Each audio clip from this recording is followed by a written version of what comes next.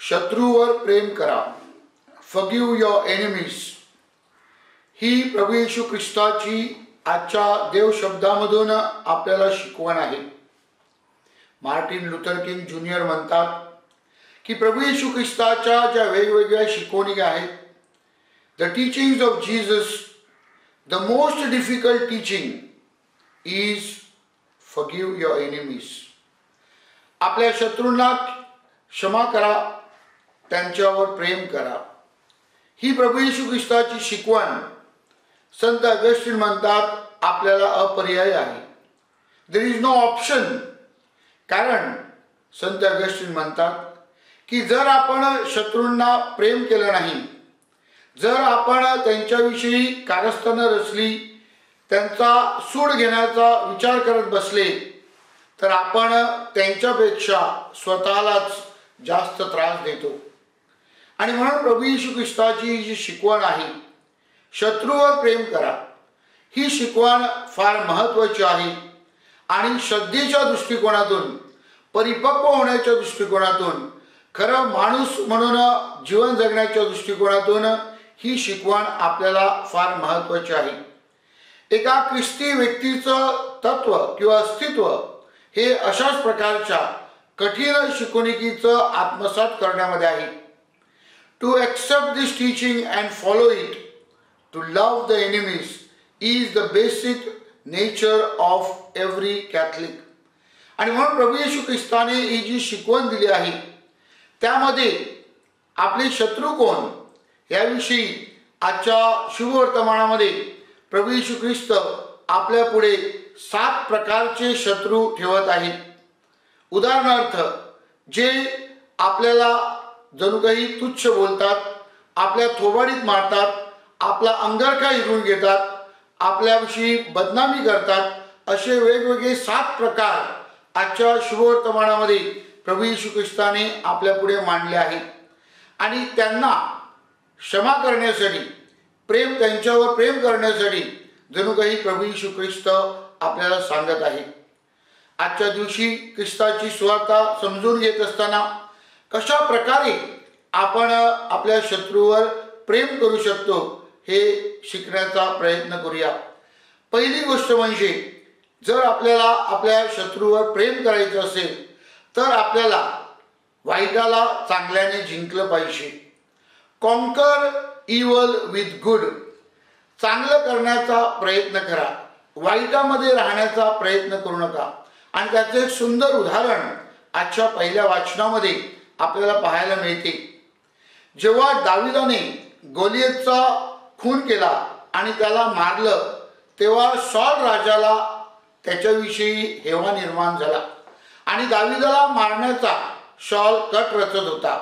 अशा या पार्श्वभूमीवर एकदा संधी चालून आली की शॉल हा झोपलेला असताना दावीद आणि अभिषेक ह्यांना तो सापडला.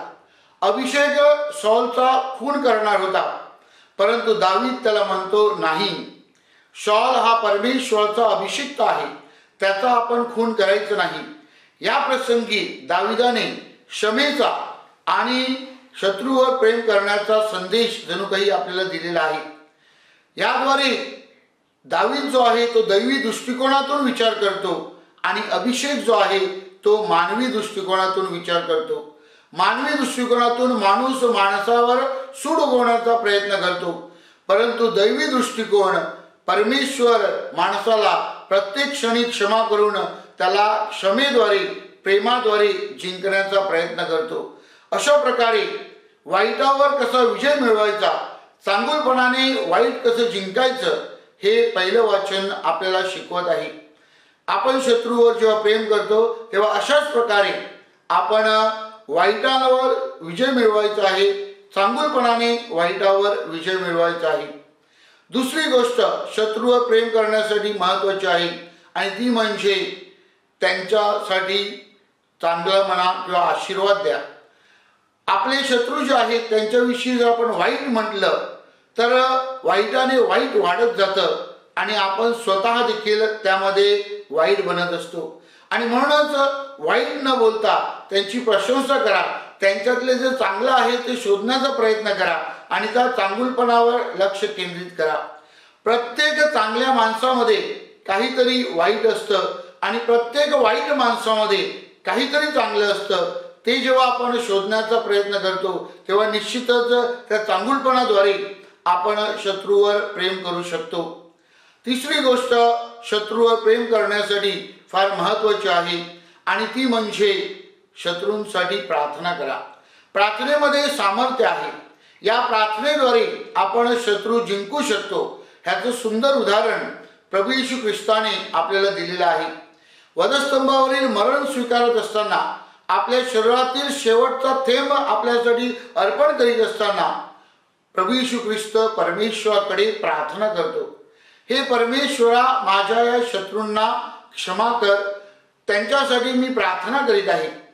संत स्टेफन जो पहिला ख्रिस्ती रक्तसाक्षी आहे, त्याने देखील अशाच प्रकारे प्रार्थना केली.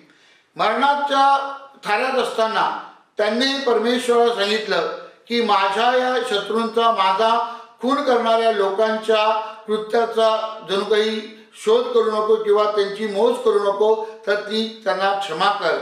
अशा प्रकारे प्रार्थनेच्या साहाय्याने आपण निश्चितच आपल्या शत्रूवर प्रेम करू शकतो. शेवटी माझ्या प्रिय बंधू भगिनींनो, नेल्सन मंडेला हे 28 वर्ष तुरुंगातून बाहेर पडल्यानंतर त्यांनी सांगितलं की मी माझ्या शत्रूंना क्षमा केली आहे.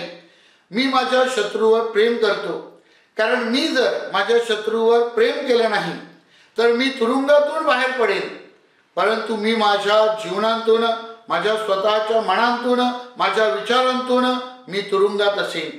आणि म्हणून तुरुंगातून बाहेर पडताना त्याने मनातून देखील जे स्वातंत्र्य होतं, जे चांगुलपणा होता, तो दर्शविण्याचा प्रयत्न केला आहे. आज प्रभू येशू ख्रिस्त देखील आपल्याला हीच शिकवण देत आहे की आपण आपल्या शत्रूवर प्रेम केलं पाहिजे, आपल्या शत्रूंना आपण क्षमा केली पाहिजे, त्यांच्यासाठी आपण प्रार्थना केली पाहिजे, त्यांच्यासाठी परमेश्वराकडे आशीर्वाद मागितले पाहिजेत.